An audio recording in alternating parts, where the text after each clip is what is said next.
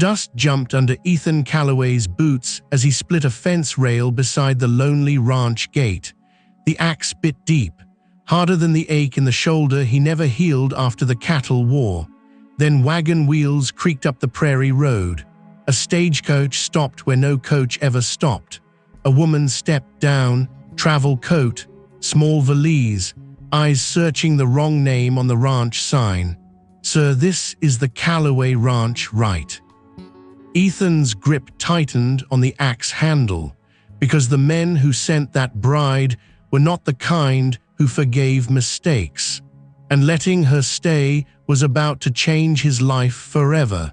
Before we ride deeper into the story, hit subscribe, ring the bell, so you'll never miss another ride through the legends of the Wild West. Now, let's get back to the trail. Ethan Calloway stood still beside the split fence rail, the axe hung loose in his hand. Dust drifted across the ranch yard as the stagecoach wheels groaned to a stop. No coach stopped here, not on this lonely stretch of prairie. The driver climbed down without looking Ethan in the eye. He dragged a small trunk from the back and set it in the dirt. Then the door opened. A woman stepped down, travel coat the color of road dust, small valise in one hand. She looked around like someone searching for a name she hoped was right. Her eyes found the crooked ranch sign nailed to the gatepost, Callaway Ranch. She let out a quiet breath. Ethan felt his jaw tighten. The driver tipped his hat, already climbing back to the seat. "Delivery made," he muttered. Then the horses lurched forward. The coach rolled away in a cloud of pale dust. The woman stood alone. The prairie swallowed the sound of the wheels. For a moment, neither of them spoke. Wind moved through the dry grass. A loose board knocked softly against the barn. The woman stepped toward the gate. "Sir, this is the Calloway Ranch." Ethan set the axe head into the dirt. "Name's Calloway." Relief crossed her face too quickly. "My name is Clara Whitfield. I was sent here from St. Louis." She lifted the valise slightly, as if that explained everything. Ethan didn't move. Sent. He had heard that word before. It never meant anything good. "You got the wrong place." Her smile faded. "I don't believe so. My letter said." "Wrong ranch." The wind carried the words flat across the yard. Clara looked back toward the empty road. The stagecoach was already a fading shape in the distance. Her fingers tightened around the handle of the valise. "Sir, I paid everything I had to come here." Ethan picked the axe back up and turned toward the half-split fence rail. Wood cracked under the next blow. The sound echoed through the yard. "This ain't the ranch you're looking for." Silence stretched. Clara did not leave. Instead, she stepped through the open gate, boots sinking slightly into the dirt. "You're Ethan Calloway." Not a question. Ethan's shoulders stiffened. Another swing, another sharp crack of wood. "Who told you that?" "The letter broker." She reached into her coat, careful, slow, pulled out a folded paper worn thin from travel. "My husband was supposed to be Ethan Calloway."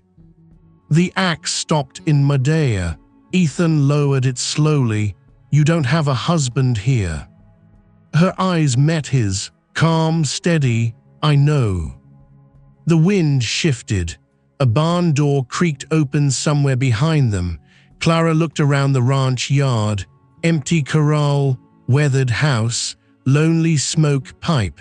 Then she looked back at Ethan.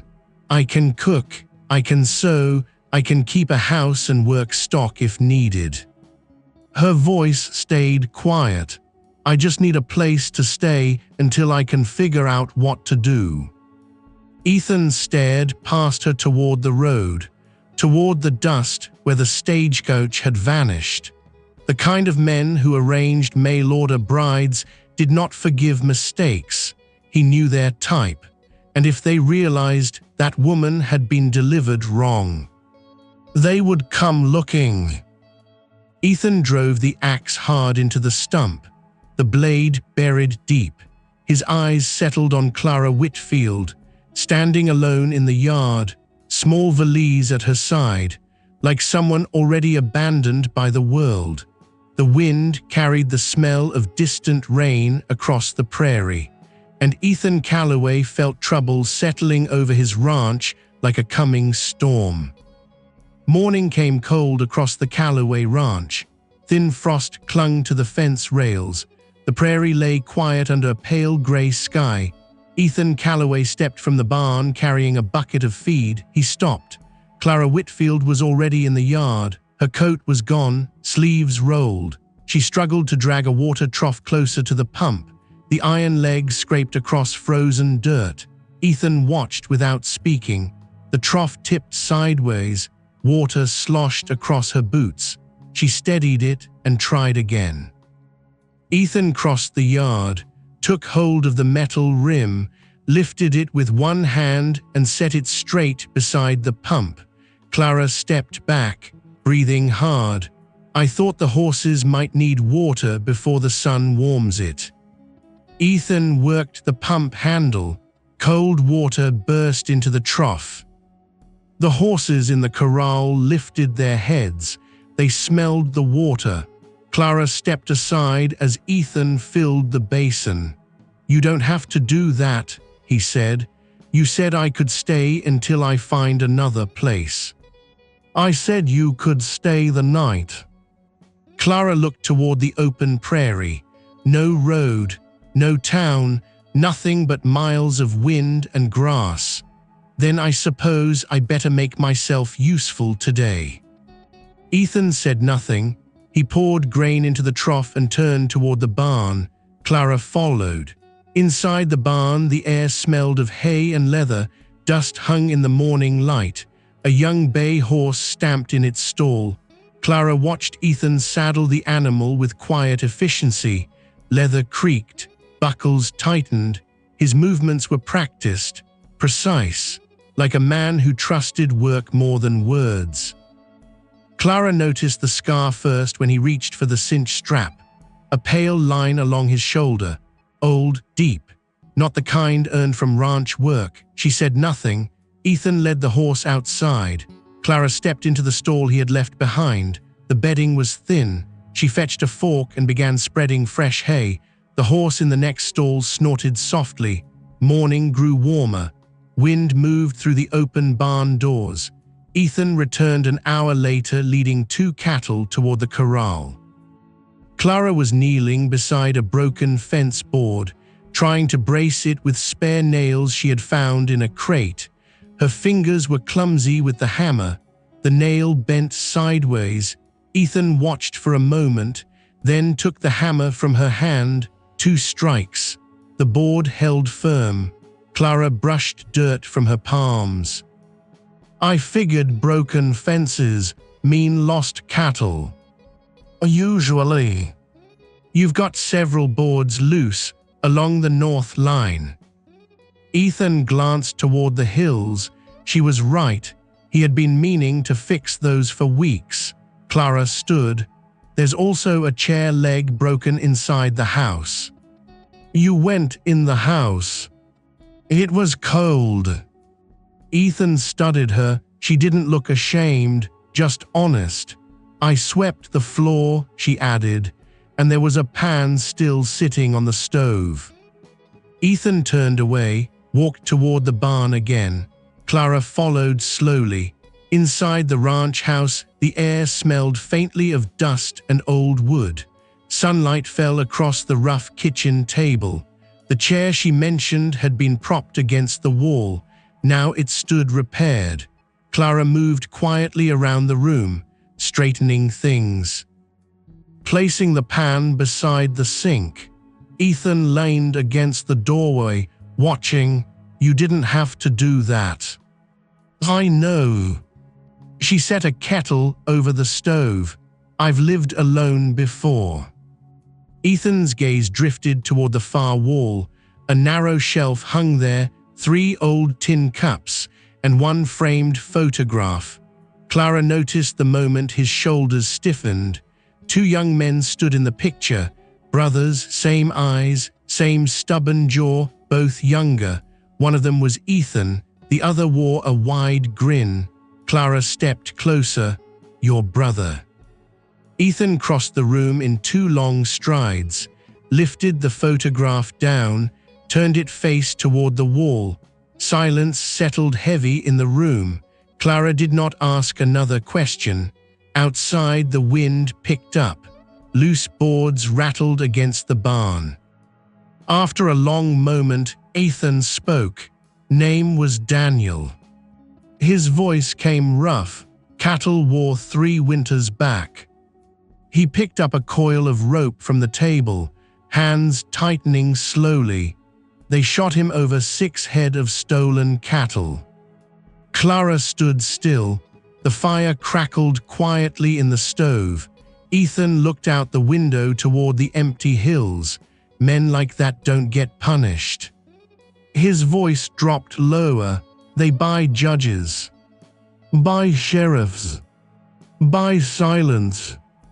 Clara studied the hard line of his shoulders, the quiet anger buried deep beneath years of work and solitude.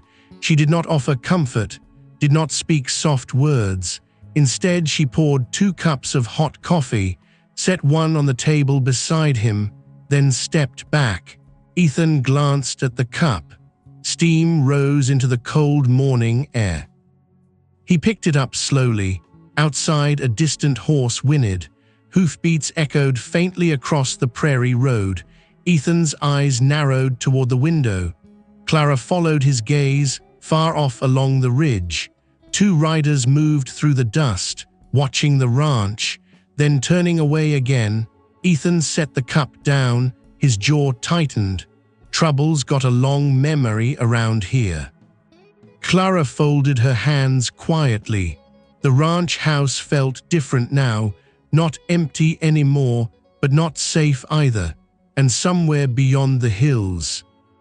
Men who dealt in power and silence had just noticed something had changed on the Calloway ranch. The riders on the ridge were gone by noon, but the dust they left behind lingered in Ethan Calloway's mind. He stood beside the corral rail, arms folded across his chest. Watching the empty horizon, the prairie looked peaceful, too peaceful. Clara Whitfield stepped out of the ranch house carrying a small basket of mended cloth. She paused beside him. "Friends of yours." Ethan did not answer right away. He spat into the dirt. "No." Clara nodded once. That was enough. She moved toward the clothesline strung between 2 leaning posts. The wind tugged gently at the fabric as she pinned the shirts in place. The quiet of the ranch stretched around them. Then Ethan spoke. "You can't stay here forever." Clara clipped the last clothespin. "I know. You said you were sent here by mistake." "Yes. You planning to wait for another stagecoach?" Clara turned toward the long, empty roads. "The broker told me the next supply wagon passes through town in 3 weeks." Ethan studied her face. 3 weeks, too long for Trouble to forget. Town's 20 miles. "I can walk it." "You won't." His voice came sharp. Clara met his eyes calmly. "Then I suppose I need another plan." The wind carried the smell of distant rain across the pasture. Ethan leaned his weight against the corral rail. The horses shifted behind him, hooves knocking softly against wood. Finally, he spoke again. "Spring cattle buyers come through in a month." Clara waited. "If you're still here then, you can ride the wagon back east with them." A small pause. "That's your time." Clara's gaze lowered to the ground. 1 month, long enough to survive, short enough not to belong. She lifted her eyes again, and until then. Ethan looked across the ranch. Broken fence lines, half-repaired barn roof, fields that needed tending. Until then you work. Clara allowed herself a faint smile. I was planning on that anyway. Ethan pushed off the fence. 1 rule. She waited. You don't go near the north pasture. Why? Ethan's jaw tightened. Just don't. Clara studied him a moment, then nodded. All right. The agreement hung in the air between them. Fragile, practical, temporary. Ethan walked toward the barn. Clara followed at a distance. Inside, the shadows were cool and quiet. Ethan handed her a coil of rope. You ever mend tack? My father owned a livery stable. Ethan paused. You're serious? Clara set the rope on the workbench and began sorting the worn straps laid across the table. Her hands moved with steady confidence, checking buckles, pulling loose thread, reinforcing leather. Ethan watched for a moment, then turned back to saddling his horse. Work filled the barn with quiet purpose. Leather creaked, tools clinked softly against wood. Outside, the sun climbed higher. Time passed. Then the first small shift came. A distant rumble rolled across the hills. Clara stepped outside. Clouds were building over the western ridge.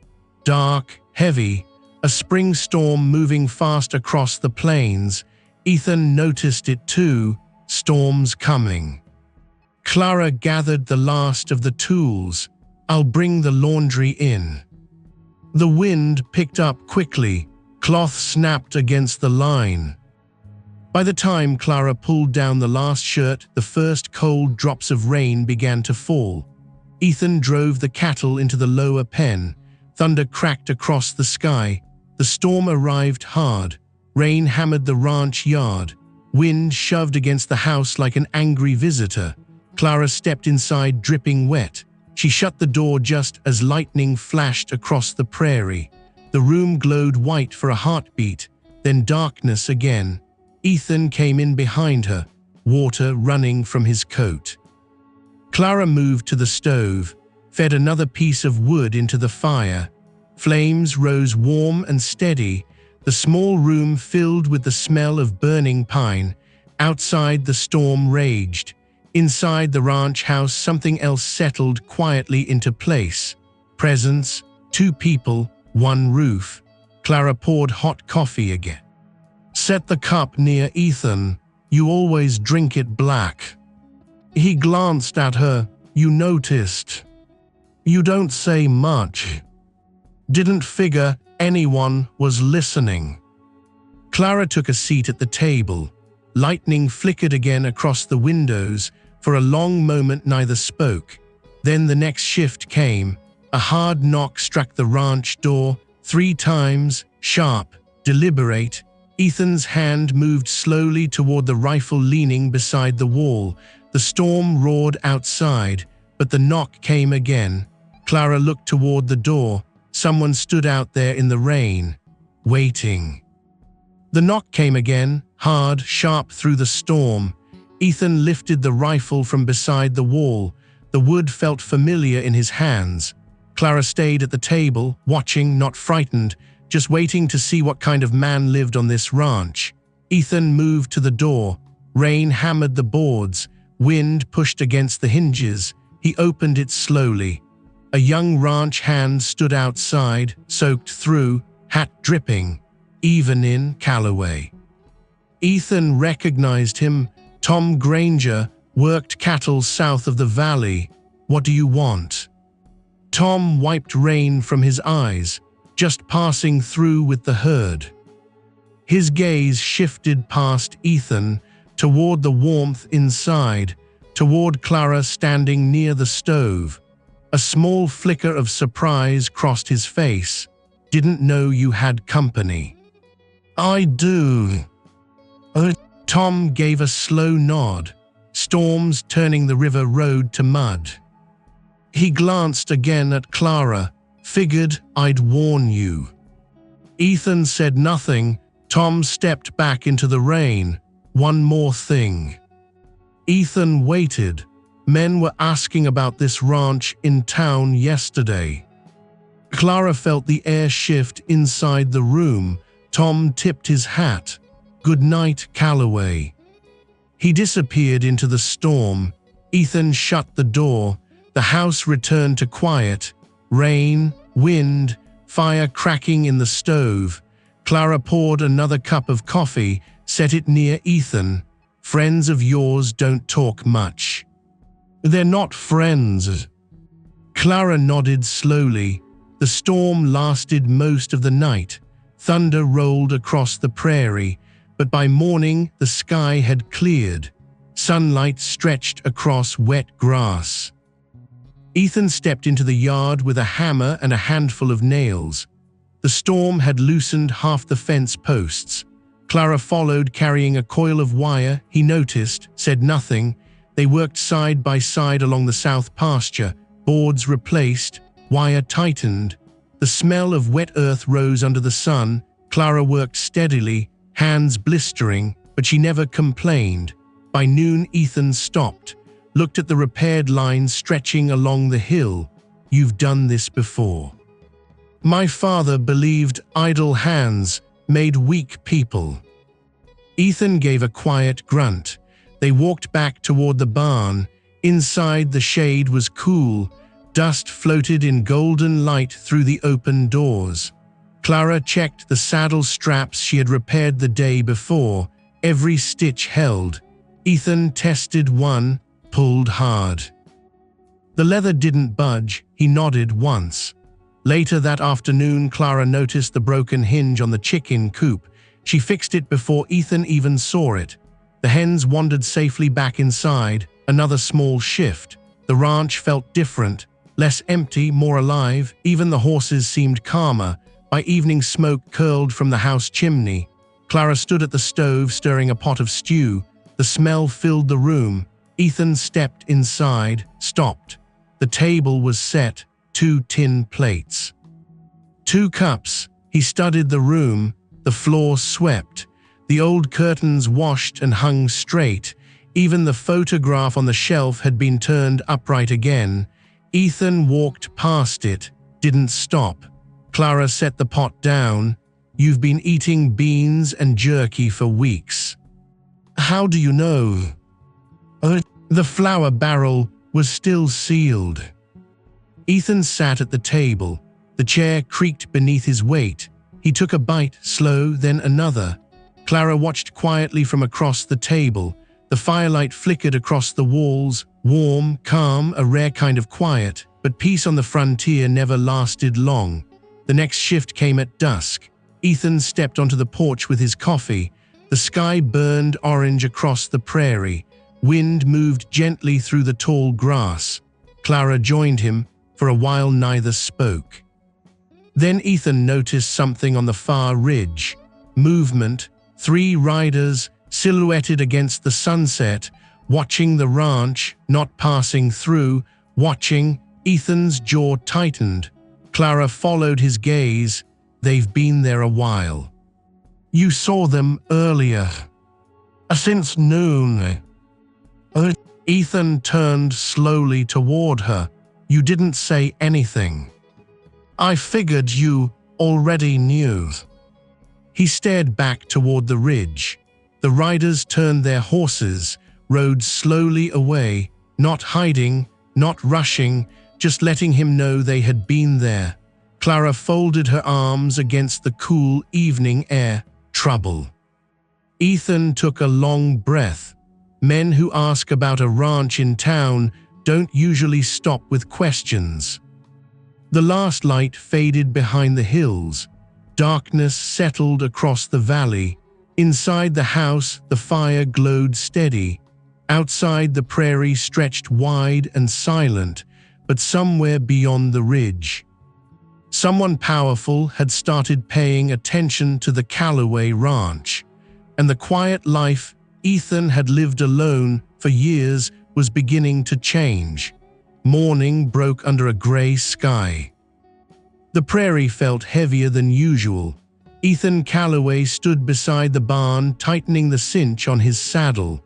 The leather creaked softly. Clara Whitfield stepped from the house, carrying a basket of eggs. She paused when she saw his rifle strapped across the saddle. "You're riding to town." Ethan didn't look up. "Need supplies." Clara studied the road stretching east across the prairie, the same road where the riders had watched the ranch the night before. "I can keep things here." Ethan pulled the saddle strap tight. "You stay near the house." Clara nodded once. "All right." Ethan mounted the horse and rode out through the gate. The dust swallowed him slowly.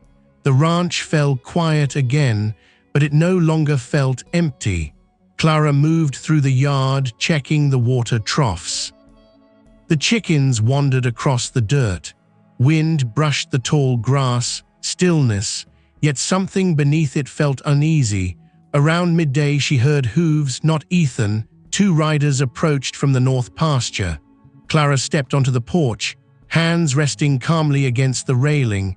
The men rode closer. Both wore dark coats. Both watched the ranch like they already owned it. One dismounted, tall, thin smile. "Afternoon, ma'am." Clara didn't move. "Good afternoons." He glanced toward the barn. "Calloway home?" "No." The man tipped his hat slowly. "Shame." His partner stayed mounted, eyes drifting across the fields. The tall man stepped closer to the porch, boots crunching gravel. "Name S. Carter." Clara said nothing.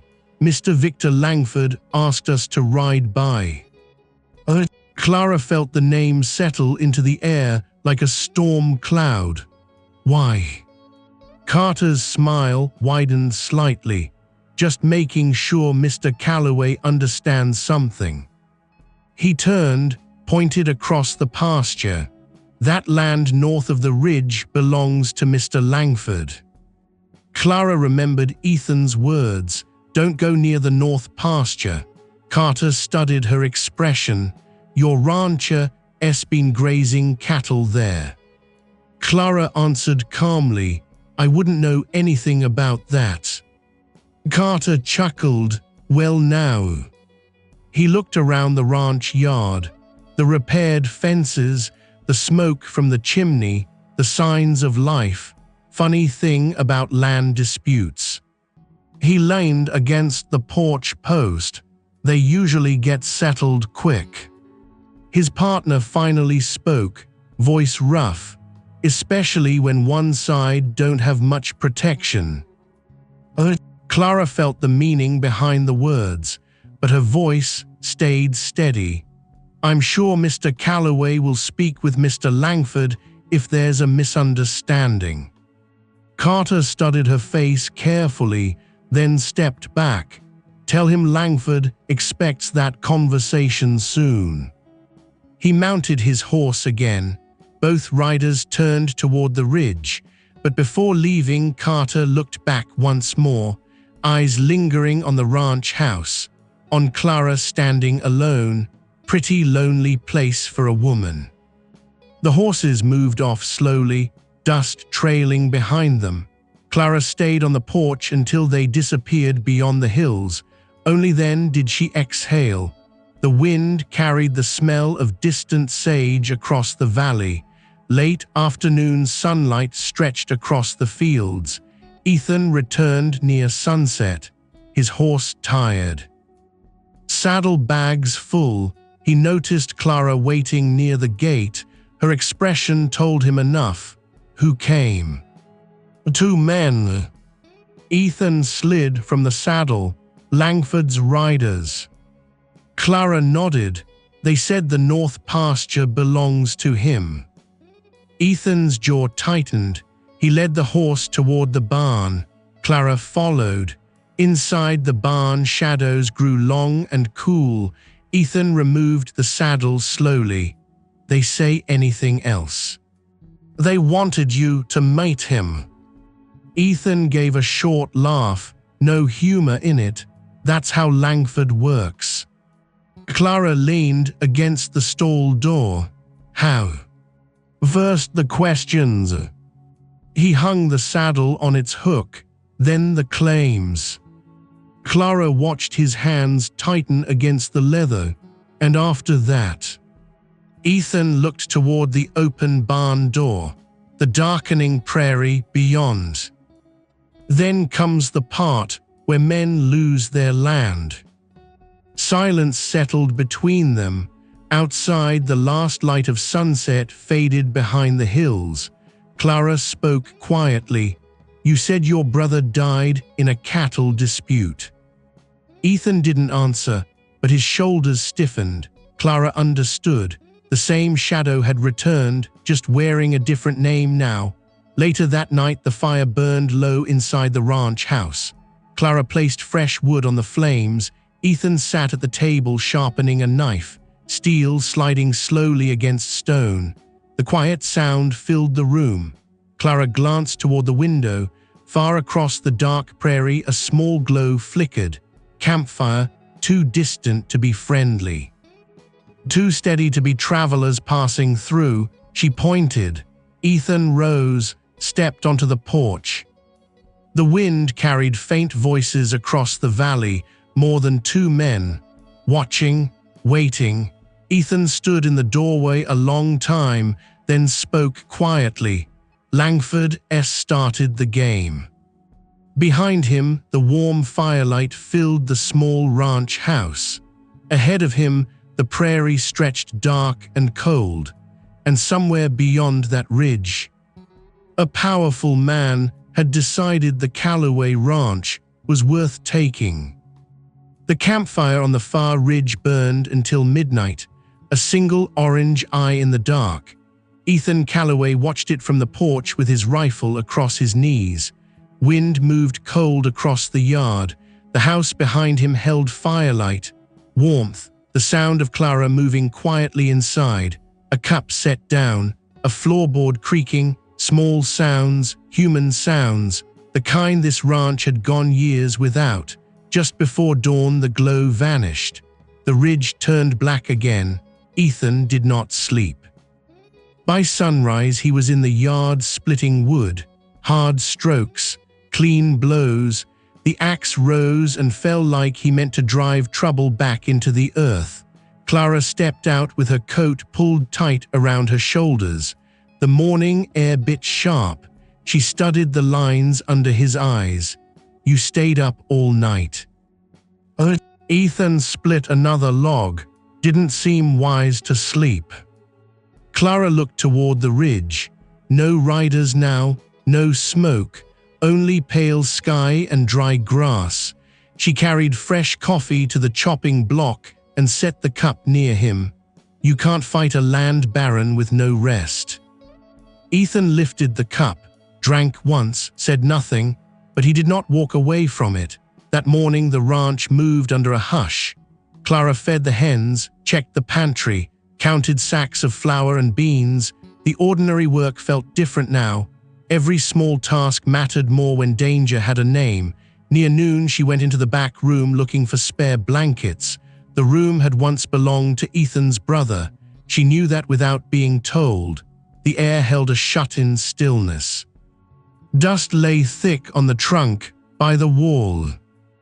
A saddle blanket hung folded over a chair that no one used. Clara set the blankets aside and opened the trunk to make space. Inside lay shirts gone yellow with time, a cracked shaving mirror, a stack of old ranch ledgers tied with twine. She paused. Ledgers were not blankets, not her business. But then she remembered Carter on the porch. That land north of the ridge belongs to Mr. Langford. Clara lifted the ledgers carefully. The twine crumbled in her hands. She carried the books to the kitchen table where the sunlight was stronger. Pages rasped beneath her fingers, dates, cattle counts, feed costs, rainfall notes scratched in dark ink, then something else. A folded survey map tucked between two ledger pages. Clara spread it open. Lines, measurements, boundary marks. Names written in a steady hand. Calloway Creek, North Pasture, Stone Marker, East Ridge. She frowned. The north boundary drawn here ran farther than the fence line Ethan used now, much farther. The disputed pasture sat clearly inside the Calloway line. Her pulse quickened. She kept reading. A second paper slipped free. A tax receipt. Then a third, signed by the county clerk 15 years earlier. The land had been assessed to Samuel Calloway, paid in full. The paper shook slightly in Clara's fingers, not from fear, from the shape of what she was beginning to see. Outside, a horse snorted. Bootsteps crossed the porch. Clara folded the map fast. Ethan stepped inside carrying a broken bridle strap. He stopped when he saw the papers spread across the table. His face hardened. "What are you doing?" Clara looked up, trying to understand why Langford's men are so certain. Ethan crossed the room in 2 long strides. He reached for the map, then stopped when he saw the seal at the corner. Old county stamp, real. His hand hovered above it. Clara spoke carefully. "This says the north pasture is yours." Ethan's jaw tightened. "That paper's old." "Yes, but so is a deed." Silence. The fire snapped softly in the stove. Dust floated in the noon light. Ethan picked up the tax receipt next. Read it, then the survey. His expression changed, not softer, sharper. A man remembering something he had set aside because pain made it easier not to look. "My father kept every scrap." His voice came low. "Daniel used to say that trunk held half the county." Clara watched him. "You never checked." Ethan laid the paper down. "After Daniel died, I stopped caring what was written on paper." His words were flat, but the wound beneath them was not. Clara touched the edge of the survey map. Langford may be counting on that. A slow silence passed between them. Then Ethan pulled out a chair and sat. For the first time since Clara arrived, he did not stand over the table like a man ready to leave it. He read every page, careful now, measured. The room felt smaller, closer, like thought itself had weight. Then the next shift came. A shadow crossed the window. Both of them looked up at once. A rider moved past the house at a slow walk, not coming to the door, just circling, watching. Ethan rose so fast the chair legs scraped the floor. He stepped onto the porch. The rider was one of Langford's men, young, mean-eyed. He smiled when he saw Ethan. "Nice day for checking fences." Ethan said nothing. The rider glanced toward the house, toward Clara at the window, then tipped 2 fingers to his hat and rode off. A message, nothing more, nothing less. Ethan came back inside. He shut the door harder than he meant to. Clara laid a hand over the map to keep it flat. "He knows you're looking." Ethan stared at the papers. "Then we move faster." He went to the shelf by the wall and reached for the old photograph of him and Daniel. His thumb brushed the frame once. Then he set it beside the documents on the table. Beneath it, tucked behind the frame backing, was one more folded page. Thin, hidden, forgotten. Ethan opened it slowly. A notarized statement. Witnessed by 2 ranchers now dead. It confirmed the original stone markers on the north boundary before Langford ever bought land in the valley. Clara exhaled softly. There it was, not hope, not guesswork, proof. Ethan read it twice. A different fire had entered his face now, not grief, purpose. Clara saw it. The ranch house felt changed again. less like a place under siege, more like a place waking up. Outside, the wind moved across the fields. Inside, truth lay open on the table between them. And for the first time since Clara Whitfield stepped off that stagecoach, Victor Langford no longer held all the power. The papers stayed on the kitchen table all through supper, waited at the corners with tin cups, the survey map, the tax receipt, the witness statement hidden behind Daniel's photograph, proof enough to make a decent man feel stronger, proof enough to make a crooked one dangerous. Ethan Calloway ate little. He sat with his back half turned to the window, eyes lifting every few seconds toward the dark glass. Clara Whitfield noticed. She noticed everything now. The way his hand rested near the rifle propped by the door. The way he paused between bites to listen to the wind. The way silence in the house no longer felt empty. It felt braced. Outside, dusk thickened over the prairie. The last light faded from the ridge. Clara rose and carried the plates to the wash basin. Water splashed softly. The stove gave off a steady warmth. For one small moment, the house almost felt ordinary. Then the horses screamed, sharp, wild. A sound that ripped through the yard like a blade. Ethan was on his feet before Clara turned from the basin.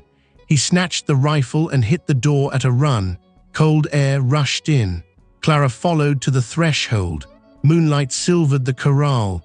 Shadows moved fast along the fence line. 3 riders, no more than shapes and speed. One of them swung something burning through the air. The torch struck the hay lean-to beside the barn. Dry hay caught at once. Orange fire surged upward with a hungry roar. "Stay inside," Ethan barked, but Clara was already moving. She grabbed the water buckets by the door and ran for the pump. The night exploded into sound, horses kicking in panic, wood cracking, flames racing along the stacked winter feed. Ethan fired once. The shot tore across the yard. One rider ducked low and spurred hard toward the north fence. Another slashed the corral rope as he passed. The gate burst open. 2 terrified horses bolted into the dark. Clara hauled on the pump handle with both hands. The iron groaned. Water burst out in a cold rush. She filled one bucket, then another. Ethan reached the fire first. He threw sand with a feed shovel, trying to choke the flames before they climbed the barn wall. The burning hay spit sparks into the wind. Too many. Too fast. Clara ran to him with the buckets. He threw the water hard across the base of the fire. Steam hissed up, but the flames leaped higher. A new shift, a worse one. From the far side of the yard came a sick thud and a low animal cry. Clara turned. One of the milk cows had gone down near the split rail. A dark shape moved beside it, not a shadow, a man. He had stayed behind. He drove the butt of his rifle into the cow's ribs and turned toward the house. His face flashed in the firelight, young, mean-eyed, the same rider who had circled the ranch that morning. He smiled when he saw Clara alone by the pump. Then he started toward her, fast. Clara seized the iron pump handle with both hands and pulled it free from its socket. Heavy, awkward, but solid. The rider closed the distance in 4 long strides. He reached for her arm. Clara swung. The iron bar cracked against his shoulder. He staggered sideways with a curse. She swung again, this time lower, into his knee. He dropped hard into the mud. Ethan saw it. Something changed in him then, not fear, not even rage, something colder, cleaner. He crossed the yard in a dead sprint, grabbed the man by the coat front, and slammed him against the pump post so hard the wood shook. The rider's hat flew off. Firelight showed his face pale with pain. "Who sent you?" Ethan said. The man spat blood and grinned anyway. "You know who." Ethan hit him once, short, brutal, enough to wipe the grin away. Behind them, the lean-to collapsed in a shower of sparks. The horses still ran loose in the dark. The fallen cow groaned beside the fence, and from somewhere beyond the ridge came the fading hoofbeats of the other two riders escaping into the night. Clara stepped closer, breathing hard, the iron bar still in her hands. Ethan. He did not look at her. His grip tightened on the man's coat. For one terrible second, Clara thought he might keep hitting him until nothing moved. Then the injured cow cried out again. A broken, helpless sound. It cut through everything. Ethan released the rider so suddenly the man crumpled into the mud. Rope him. Clara didn't hesitate. She dropped the iron bar, snatched a length of line from the fence, and bound the man's wrists while Ethan ran to the animal. The cow's side was dark with blood. A knife wound, low, cruel, not meant to kill quickly, meant to send a message. Ethan knelt in the mud, one hand on the animal's neck, the other probing the wound. His shirt glowed orange in the firelight. Smoke rolled across the yard. Clara tied the knot hard enough to make the rider groan. Then she ran to the barn with a blanket and came back coughing from the smoke. Together they smothered the last of the sparks creeping toward the wall. At last the fire began to die.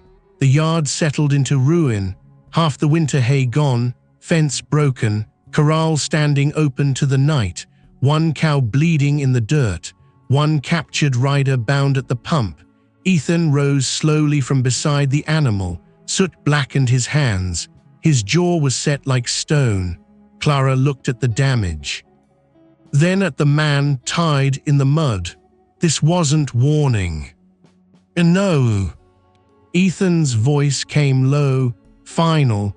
He stared out toward the dark ridge where the others had vanished. This was Langford telling us the truth. The flames had destroyed what they could. Now the firelight only showed what remained. And in that ruined yard, under smoke and moonlight, the quiet life Ethan had tried to protect was gone for good. Dawn came gray and bitter over the Calloway ranch. Smoke still clung to the yard. The burned lean-to stood black and crooked beside the barn. Ash drifted across the mud like dirty snow. Ethan Calloway had not been inside once. He spent the last dark hours mending what could be mended. He found one horse before sunrise. The other still had not come back. Clara stepped from the house carrying a lantern in one hand and clean strips of cloth in the other. Her boots sank into wet ash. The wounded cow lay under a blanket near the fence, breathing shallow, alive. Ethan knelt beside her with blood on his sleeves and soot on his face. Clara crouched without a word. He took the cloth from her. Their hands brushed once. Cold fingers, steady hands. Together they bound the wound tighter. The cow shuddered, then settled, a small mercy. The rider still sat tied to the pump post, mud on his coat, one eye swollen. His mean grin was gone now. In daylight he looked younger, smaller, but Ethan did not look at him with pity. He looked at him the way a man looks at a snake under his porch. Clara stood and faced the prisoner. Who else came with you? The rider spat into the ash. Clara didn't flinch. Ethan rose slowly, tall, broad-shouldered, no wasted motion. He crossed the yard and stopped in front of the man. The sunrise caught the hard line of his face. "You ride to town with me," he said. The prisoner laughed once. "Raw, you think the sheriff'll touch Langford's men?" Ethan said nothing. He cut the rope from the post, retied the man's wrists tighter. Then he dragged him to his feet and shoved him toward the barn. Clara watched the change in him. Something had burned away in the night, not his restraint, his doubt. That was what was gone. By mid-morning, the ranch yard moved with purpose. Ethan saddled 2 horses, checked the rifle, wrapped the land papers in oilcloth and tucked them into his saddlebag. Clara came from the house carrying Daniel's witness statement and the survey map she had copied by hand before dawn. Ethan looked at the extra pages. "You stayed up." So did you. He took them, folded them into the saddlebag. No argument, no thanks, but something quieter, something closer to trust. The next shift came when old Tom Granger rode through the open gate. He pulled up hard at the sight of the burned lean-to. Dear Lord. His eyes moved from the ash to the bound rider, then to Ethan. I heard shots in the night. Ethan handed him the loose reins of the second horse. I'm taking him to town. Tom looked uncertain. You go alone. Langford's men may stop you before the bridge. Ethan's jaw tightened. Clara stepped closer. Then he shouldn't go alone. Both men turned toward her. Tom looked surprised. Ethan looked flatly against the idea before he ever spoke. No. Clara folded her arms. They saw me last night. They know I'm here. Sitting in this house alone won't make me safer. Ethan opened his mouth, shut it again, because she was right. Tom cleared his throat. I can stay here, watch the place till dark. Silence. Wind moved through the scorched boards. A chicken clucked nervously near the fence. Ethan studied Clara's face, saw no fear there, only resolve. At last he gave one short nod. Ride close, do exactly what I say. Clara held his gaze. I have so far. The road to town cut through low grass and shallow creek beds. Ethan rode in front with the prisoner tied to his saddle horn. Clara rode just behind him. The sky had cleared bright blue, but the land felt tense beneath it. Too open, too exposed. Every ridge looked like a place a rifle might rest. They rode in silence for miles, hooves thudding steady, leather creaking. Once, at a narrow crossing, Ethan lifted a hand, stopped them all. He dismounted, studied the mud near the bank. Fresh tracks. 3 horses, recent. He looked up toward the cottonwoods beyond the creek. Nothing moved. Still, he kept his rifle across his arm the rest of the way. That small pause told Clara more than any speech could have. He was no longer just enduring danger. He was reading it, meeting it, choosing to stand between it and her. By the time they reached town, dust coated their boots and hems. People noticed at once. The bound rider, the smoke-blackened rancher, the woman beside him, heads turned along the boardwalk, voices dropped. Langford's shadow had reached here long before they had.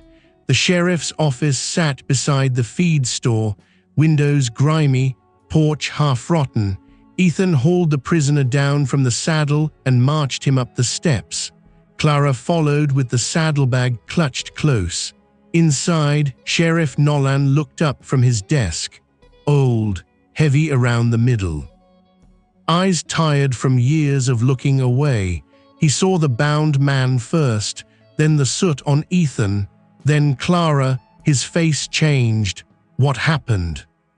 Ethan laid the burned knife taken from the rider's belt on the desk, then the oilcloth packet, then Daniel's witness statement, one item after another, not words first, proof first. The sheriff stared at the papers, at the prisoner, at Ethan's hands still black with last night's fire. You bringing charges? Ethan leaned both palms on the desk. His voice came low, steady, not loud, but final. I'm done letting men bury what's mine. The room fell still. Clara felt it then, not just anger, not just grief. A man stepping out of the ruins of his old life and choosing something harder than revenge. Responsibility for the ranch, for the truth, for her. Outside the office window, townspeople were already gathering, watching. Word moved fast in small places. And for the first time since the stagecoach left Clara at the wrong ranch, Ethan Calloway was no longer standing alone against the storm.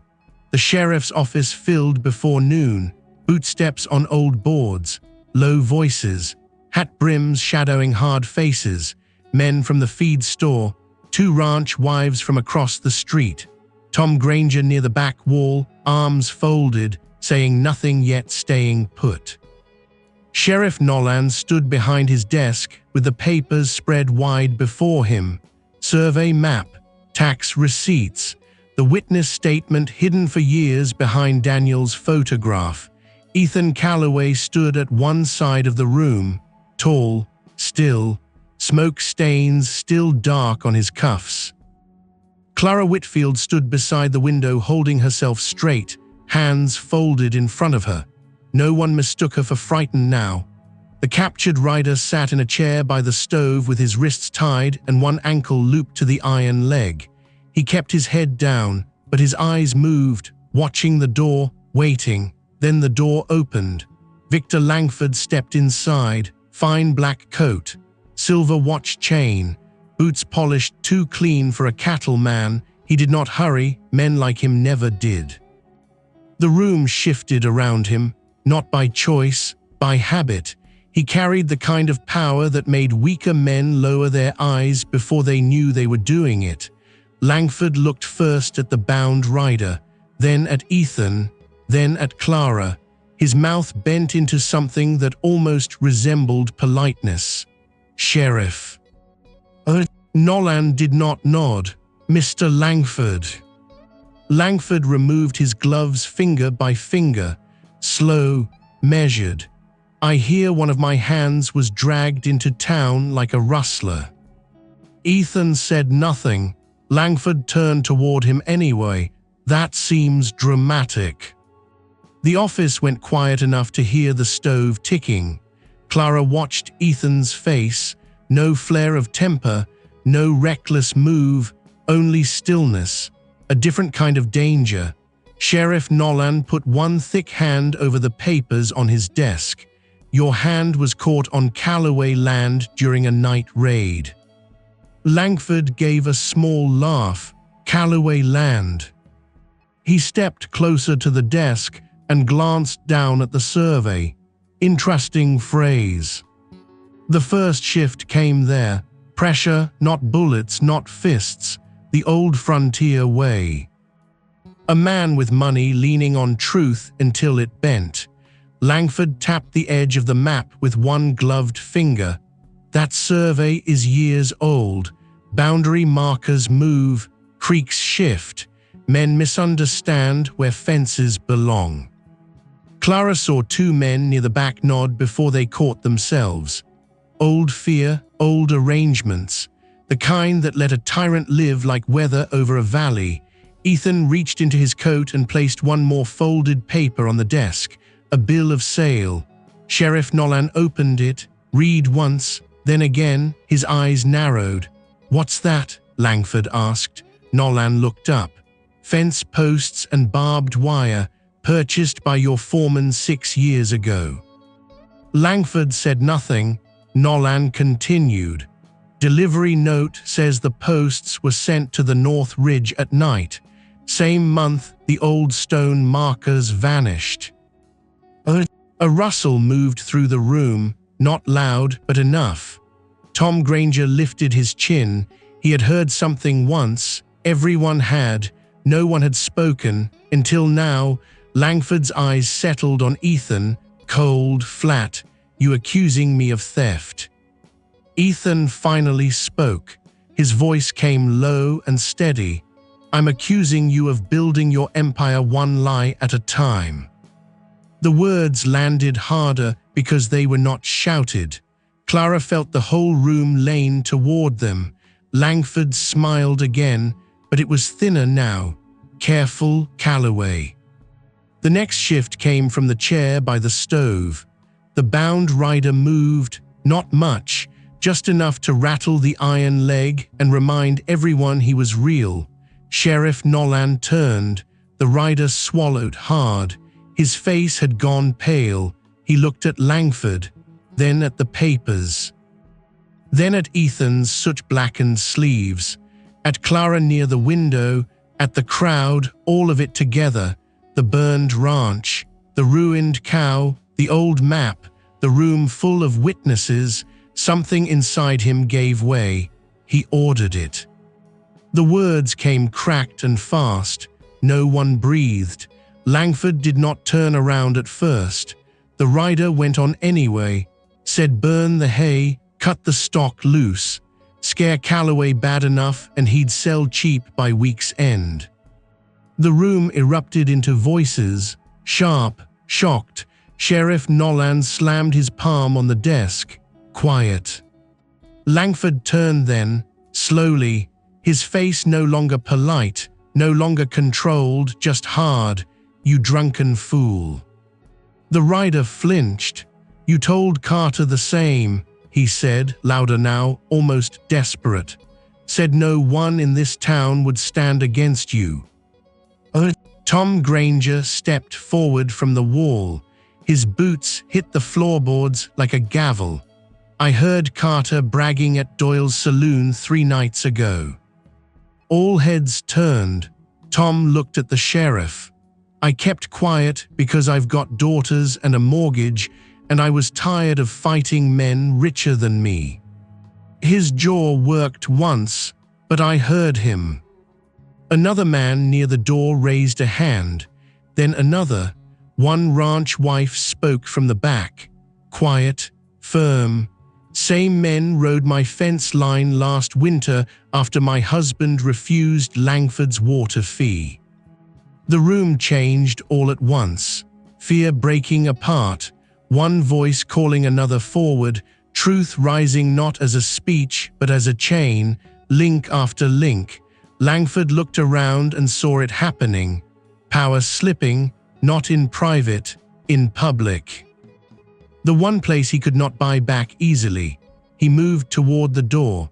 Ethan stepped into his path, not threatening, just there, broad shoulders, set jaw, a man who had finally stopped stepping aside.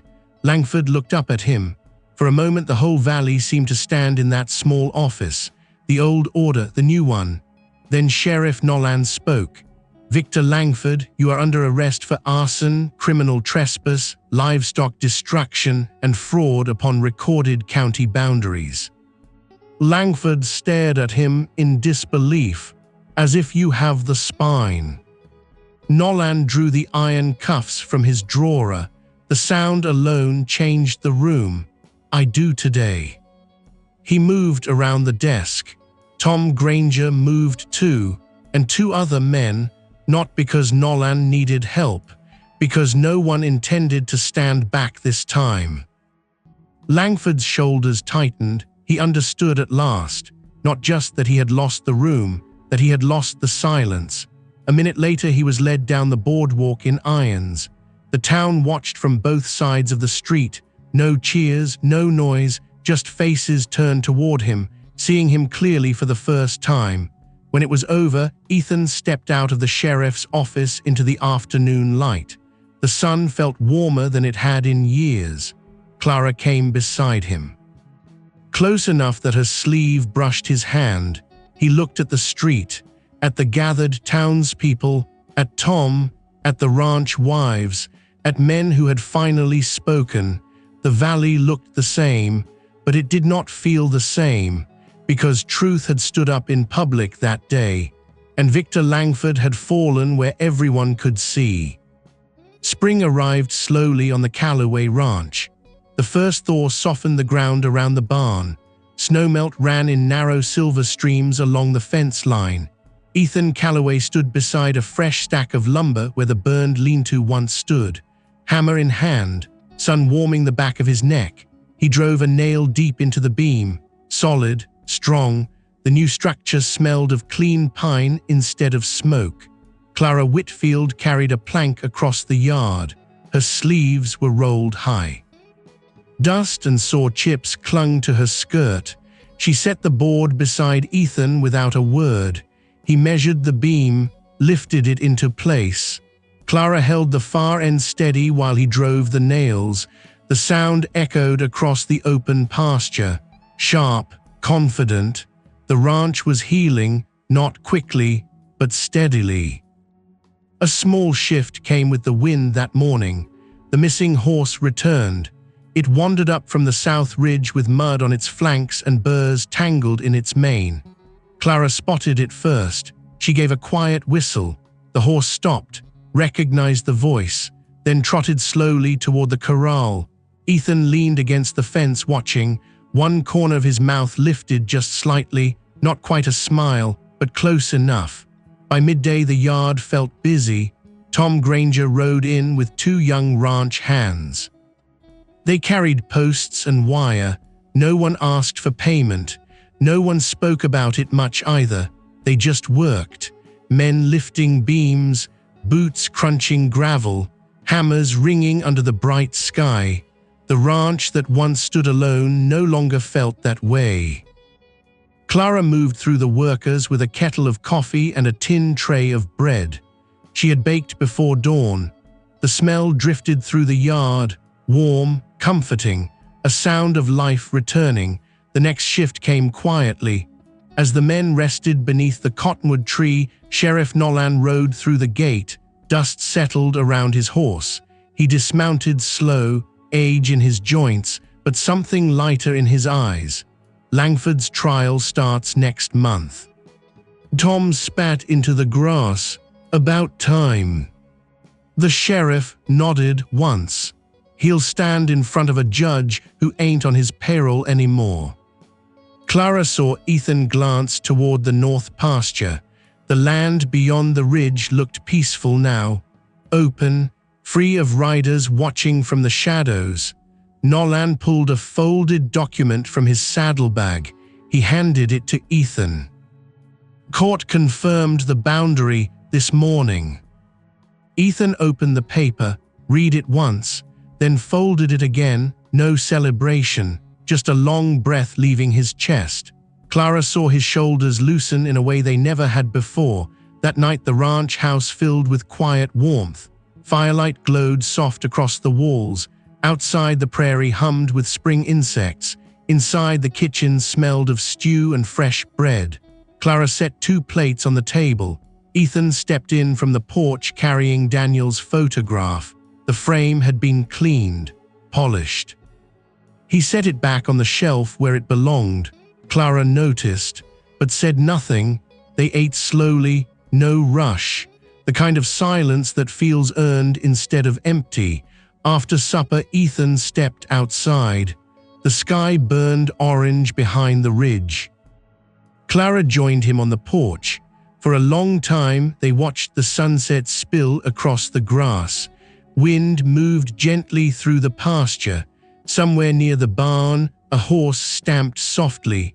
Clara rested her hands on the railing. When the cattle buyers come through next month. Ethan didn't look at her. You still planning to leave? Clara considered the question. Her eyes drifted across the ranch yard, the repaired fence, the new hay shed, the smoke curling steady from the chimney. I don't know. Ethan nodded slowly. The prairie darkened.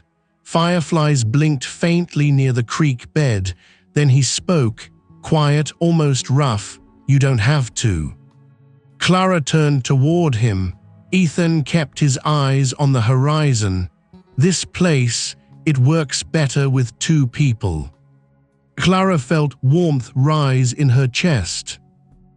Not sudden, not overwhelming, just steady, like the first spring sun after a long winter. She stepped a little closer beside him. Their shoulders almost touched. Neither moved away. Below the porch, the ranch stretched wide and peaceful under the evening sky. A home rebuilt by hand. A valley learning to stand up for itself. And 2 people who had arrived there by accident. Finding that sometimes the wrong road leads exactly where a life is meant to begin. If this story stirred a memory or 2, saddle up with us again. Hit subscribe and help this old frontier tales alive. Out here, every name, every trail, every sunset still matter. So till we meet again, friend, keep your hat tipped to the past and your heart pointed west.